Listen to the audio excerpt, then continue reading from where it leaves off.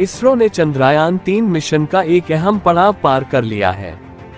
चंद्रयान से अलग होकर लैंडर विक्रम अब अकेले ही चांद की ओर बढ़ चला है। प्रोपल्शन मॉड्यूल के साथ सफर कर रहा लैंडर अलग हो चुका है। अब लैंडर विक्रम को आगे का रास्ता अकेले तय करना होगा।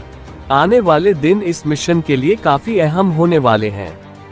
ऑलमोस्ट हम अपने आखिरी चरण पे हैं और एक एक स्टेप अब आगे जो है वो बहुत ही ज़्यादा इम्पोर्टेंस रखेगा। हर दिन जो है इम्पोर्टेंस रखेगा। 23 तारीख का दिन जो है वो निर्धारित किया गया है इसरो ने, जब हम सॉफ्ट लैंडिंग करेंगे चंद्रमा के साउथ पोल पे। तो जैसे आपने कहा कि प्रपल्शन मॉड्यूल से विक्रम लैंडर जो है वो अलग हो गया है। यहाँ पर हमने मॉडल के माध्यम से इसको समझाने का प्रयास किया है। ये हमारा प्रपल्शन मॉड्यूल है।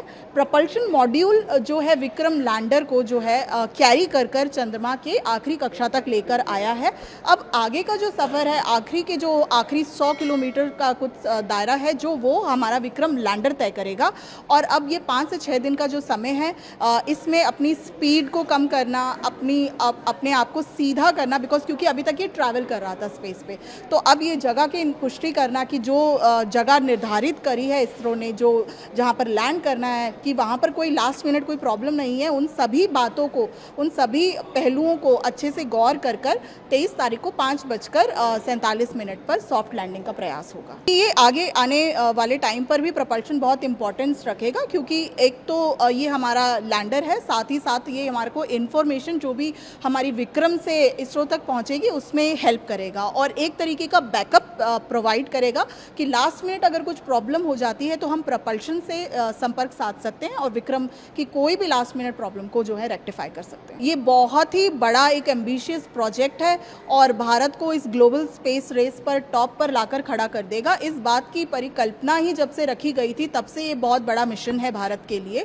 चंद्रयान 2 में हम नहीं कर पाए थे, पर चंद्रयान 3 में हम कर पाएंगे। और जिस तरीके की इंफॉर्मेशन भारत कलेक्ट करने वाला है चंद्रयान 3 के माध्यम से, उस तरीके की इंफॉर्मेशन बाकी किसी देश के पास नहीं है। ना कि केवल खनिज, किस तरीके की गैसें, किस तरीके का सेस्मिक एक्टिविटी चंद्रमा की उन सतह पे होती हैं, किस तरीके के क्वेक्स आते हैं, आंधी चलती है, तूफान चलती है और उस पर अर्थ पे क्या प्रभाव पड़ता है, उन सभी बातों की पुष्टि करेगा। साथ ही में क्या मून इंसानी जीवन को बसाने के लिए, कॉलोनीज को बसाने के लिए हैबिटेबल बनता है या नहीं, उस बात की पुष्टि करेगा। और आने वाले समय पर जब हम किसी दूसरे प्लैनेट पे जाने का प्रयास करते हैं तो हमें एक तरीके का बेस स्टेशन प्रोवाइड करेगा। तो बहुत ही बड़ा मिशन है। साथ ही हमारे फ्यूचर के स्पेस से जुड़े सभी चुनौतियों को, सभी आने वाली अपॉर्चुनिटी को एक बहुत बड़ा स्थान देगा। आज जो प्रोपल्शन मॉड्यूल था, जो लैंडर और उसके अंदर, उसके भीतर जो रोवर है जिसका प्रज्ञान है, तो ये दोनों सेपरेट हो गए थे। अभी क्या होगा कि ये जो लैंडर है वो ऑर्बिट करता रहेगा चंद्रमा के आसपास एक सर्कुलर ऑर्बिट पे।